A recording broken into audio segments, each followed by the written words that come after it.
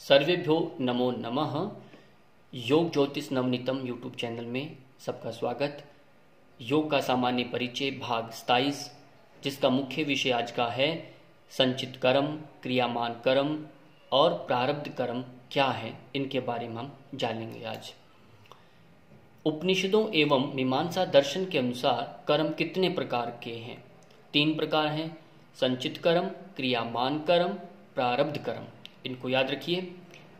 संचित कर्म से आप क्या समझते हैं, ये समझिए।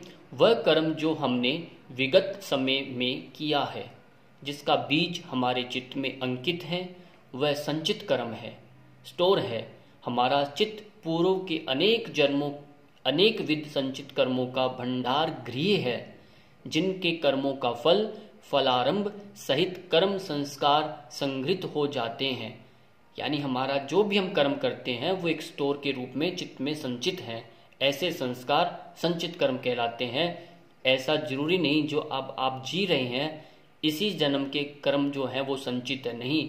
प्रारब्ध के भी जितने भी आपने जन्म लिए हैं उनका भी स्टोर इस संचित कर्म यानी कहलाएंगे। आपके चित्त में वो एकत्रित है, वहां पर संग्रहित है। क्रियामान कर्म से क्या अभिप्राय है? क्रियामान कर्म को भविष्यत काल कर्म की संज्ञा दी गई है। जो क्रियामान भविष्यत काल कर्म की संज्ञा दी गई है, जो कर्म आगामी समय में किए जाने हैं तथा जिनका फल भी भविष्य में मिलने वाला है। अर्थात ऐसे नूतन कर्म जो वर्तमान में करते हैं, जिनका परिणाम भविष्य में मिलना है, वे सब कर्म क्रियामान कर्म कहलाते हैं। यानी वर्तमान में जो भी कर्म नए कर रहे हैं वो क्रियमान हो जाएंगे, आने वाले समय में उनका फल मिलेगा। ऐसा कह रहे हैं, नए कर्म जो भी अभी चल रहा है, कर रहे हैं, कुछ नया कर रहे हैं, वो आपके कहलाएंगे, जिसका परिणाम भविष्य में मिलेगा। ये बात ध्यान रखनी है। और प्रारब्ध कर्म क्या है? जो पूर्व में हो चुका प्रारब्ध कर्म की स्पष्ट करना है। संचित कर्म जब परिपक्व होने पर जब अभिव्यक्त होता है वह प्रारब्ध कर्म कहलाता है। यानी आपका संचित कर्म पहले अंदर रखा हुआ है, अब वो परिपक्व हो गया, अब फल जब मिल रहा है उसका, वो आपका प्रारब्ध में आएगा, वह प्रारब्ध कर्म कहलाता है। प्रारब्ध कर्म के बीज हमारे अंदर संस्कार व वासना के रूप में संचित रहते हैं। बिल्कुल सही कहा इन्होंने।